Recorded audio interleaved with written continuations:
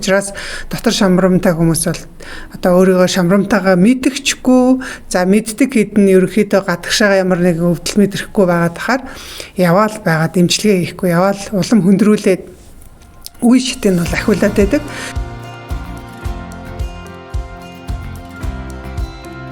Тэгэхээр дотор шамрам, гадна шамрам гэдэг хоёр төрлийн шамрам байдаг. Тэгэхээр бид нэр өмнөх бичлэгдэр бол түлхүү гадна шамрамын талаар бол ярьсан бол өнөөдөр дотор шамрамын талаар ярих гэж байна. За энэ хоёр шамрам нь бол хоорондоо бас байрлалын хувьд ч тэр мөн тухайн хүнд илэрж байгаа шинж тэмдэг завирын хувьд ч гэсэн арай өөр байдаг. За гадна шамрам бол нэлийн өвдөлттэй тухайн хүндээ бол ер нь тисгэж одоо байхад хэцүү тийм өвдөлт мэдрэгдэн дээр нь тэр хошноо орчинд бол тодорхой хэмжээгээр одоо завир мэдрэгдээд хорсдог, захтандаг иймэрхүү байдал үүсдэг. За ихэнхдээ бол гадна шамрамын үед бол нэг айхтар цус гараад байдаггүй. За зарим тохиолдолд одоо хүн дээр бийцсний дараа цаасаа арчхад бол цус бол үзэгдэж болдог. За дотор шамрамын хувьд бол гадна шамрамаас ялгаатай өвдөл бараг мэдрэгдэхгүй, ер нь өвдөлтгүй гэж хэлж болно. Тийм учраас дотор шамрамтай хүмүүс бол одоо өөрийгөө шамрамтайгаа мэдчихгүй, за мэддэг хэдэн ерөөхдөө гадагшаага ямар нэгэн өвдөл мэдрэхгүй байгаад тахаар яваал байгаа дэмжлэгээ хийхгүй, яваал улам хөндрүүлээд үе шитэнд бол ахиулаад байдаг. Дотор шамрамын үед яагаад өвдөлт мэдрэгддэггүй юм бэ? Гадна шамрамын үед яагаад тисгийн аргагүй их өвддөг юм бэ гэдэг энэ талаар ярих гэж байна. Энэний тулд болохоор одоо шулуун гэдс орчмын ерөнхийдөө бүтэц үйл ажиллагааг бас мэдээж авах хэрэгтэй болно. За тэгэхээр хэрвээ та шамрамтай бол мөн хошног орчинд ямар нэгэн цууралт, урагдалт явагдаад байдаг бол энэ өгч байгаа мэдээлэл танд бас хэрэг болж магадгүй шүү. За шулуун гэдс орчмыг би дарсны хундагтай зөөрлөж одоо тань төсөөлөхийг хүсэж байна. За тэгэхээр хундагны яг тэр одоо шингэн орж ирж байгаа хэсэг нь болохоор бидний шулуун гэдс гээд төсөөлье. За тэгвэл тэр хундагны бариул нь болохоор таны хошног. За тэгээд тэр суур нь болохоор одоо хошногны амсар гэж үзье. За бид нэр яг хүндрэхээс өмнө болохоор бидний өтгөн, шингэн, хий эдгээр нь болохоор яг одоо тэр шулуун гэдсэндээ буюу хундагныхаа яг тэр дээдлийн хэсгээр бол тогтож байгаа тийм. За тэгээ хүндрэхтэй бидний одоо хошногоор дамжаад амсараар нь гадагшлаад ингээд байгаль дэлхий рүүгээ бид нэр ялгаруулж байгаа шүү дээ тийм ээ. Тэгвэл энэ одоо өтгөн гадагшилж байгаа энэ хэсэг бол хошног. За энэ бол ердөө нэг 3-5 см-ийн урттай ийм хэсэг байгаа. Энэ хэсгийг хэрвээ бид нэр 3 ийм тэнцүү хэсэг хуваах юм бол энэ 3-ны 2 хэсэг дээр нь болохоор нэг ийм шугам хэсэг байрладаг. Энийг нь болохоор ангаахын болохоор шүдлэг шугам гэж нэрлэдэг байгаа. За энэ шүдлэг шугамын дээдл доотлолт бол хоёр өөр гучуур идүүдээс тогтдог.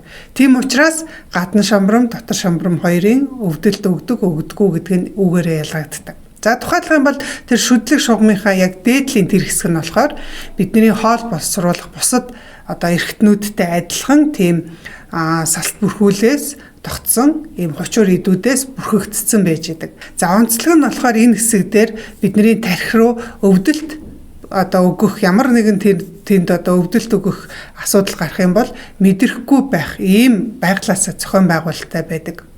Гэтэл доотлын 3-1 хэсэгт нь болохоор эсэргээрээ маш мэдрэг. Тэгээ энэ хэсгийн хучуур одоо идүүд нь болохоор их нэмгэн, мэдрэмтгий, зөөлөн одоо илүү нэмгэн ийм байдаг. Бүтцийн хувьд бол одоо бид нар яг нүдний ансганы дотортлын салт бүрхүүлтэй, бидний хамар амны хөндийн салт бүрхүүлтэй ерөнхийдөө эмэгтэйчүүдийн хувьд бол өтрээний салт бүрхүүлтэй ижилхэн ийм бүтцтэй байдаг. Манай төв дээр шамрам зориулсан дотор шамрам, гадна шамрам, замун хавсарсан шамрамын үед хэрэглэгддэг усан эмчилгээ, мөсөн эмчилгээ, тосон эмчилгээний олон бүтээгдэхүүнүүд байгаа. Тэгэхээр та өөртөө илрээд байгаа шинж тэмдэг завираа биднэрт хэлснээр яг танд ямар одоо бүтээгдэхүүн нь таны одоо завирыг намдаах нөхөн сэргээхэд тустай вэ гэдгийг бид нар танд одоо санал болгоно. Тэгэхээр та бидэнтэй холбогдъё гэх юм бол энд харагдаж байгаа утсаар харилцаад холбогдоод мэдээлэл зөвлөгөөг авч болно. За түүнээс гадна энэ хэсэг нь бол маш мэдрэмтгий учраас ямар нэгэн зүйл болохоо болсон бол тархи руу болол хүчтэй импульс очиж мэдээ дохио өгдөг. Тийм учраас одоо бид нар энэ хэсэг дээр бол илүү мэдэрдэг гэсэн үг. Тэгэхээр бидний дотор талын одоо шамбрамын зангилаанууд болохоор нөгөө мэдрэмжгүй байгаа тэр хэсэг дээрээ байрладаг бол гадна талын зангилаа нь тэр хамгийн их мэдрэмтгий тэр хэсэг дээрээ байрлаж идэг. Тийм учраас бид нар гадна шамбрамын үед гараад эхлэнгүүт нь л хүндүүрийг мэдрээд зовиртой эзэн хүндээ одоо их шаналгаатай байдаг байхад дотор шамбрамын үед бол барагтай л бол мэдэхгүй бүр наашаага одоо тэр одоо 3-1 хэсэг рүүгээ төрж гарч ирэх хүртэл нь бид нар мэдэхгүй яваад байдаг. Эсвэл цус гарахаар нь л би шамрамтай юм байна гэд ингээд бодоод явдаг тийм ээ. Тэгэхээр хүн хүндэрсний дараа одоо цус үзэгдэхээр нь бид нар хошууны одоо тэр хэсэг дээр ямар нэгэн урагдалт явагдчихлаа тэр хэсгээс нь л цус гарчлаа гэд боддог. Гэхдээ ийм хошууны урагдалт сууралт бол байх нь байдаг ч гэсэндээ мөн дотор шамбрамын үед ч гэсэндээ ийм цус бол үзэгддэг. Тэгэхээр бид нар гадна шамбрамын үед бол өвдөлтийг мэдрэх хэсэгтэр байрлаж байгаа учраас илүү мэдээд байдаг бахан дотор шамбрамын үед бол тархин дээр өвдөлтийн мэдрэмж очтдгүй, мэдээлэл очтдгүй тэр хэсэг дээр дотор шамбрамын зангилаанууд байрладаг учраас бид нар дотор шамбрамтайгаа удаан яваад байх ийм талтай байдаг. За манай одоо төвийн хувьд болохоор дотн гадна шамбрамын альж тохиолдолд хэрэгэлдэг ийм мөсөн эмчилгээ, тосон эмчилгээ, усан эмчилгээний аргуудыг бол та бүхэн зааж өгж байгаа. Та бол гэртээ хэрэглээ штэ. Тэгэхээс биш энд ирж биш. Өөрөө та тэр хэрэглэгдэх бүтээгдэхүүн. За зарим хүн дээр бол 3-4 хавсарсан бүтээгдэхүүн эмчилгээ хэрэглэх шаардлага гарна тэрийг өөрөө авч яваад тэгээд бидний өгсөн зааврын дагуу хэрэглээд авах юм боломжтой.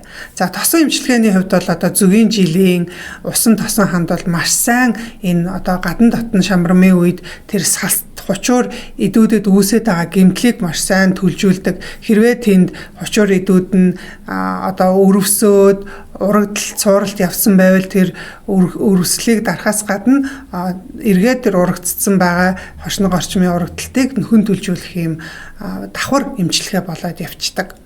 За худалдаанд бол мэдээж сонголт их байгаа. Тийм учраас та одоо өөртөө судлаад аюулгүй гэсэн тэр бүтээгдэхүүнүүдийг нь хэрэглэж хөвшөөрэй.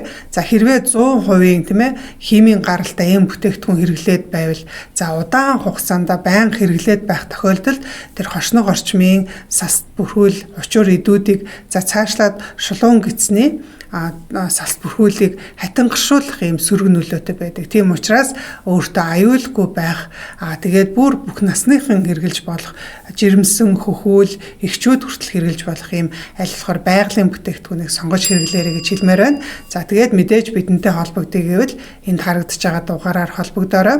За ингээд дараагийн зөвлөгөө бичлэгээр утга уулзцгаая.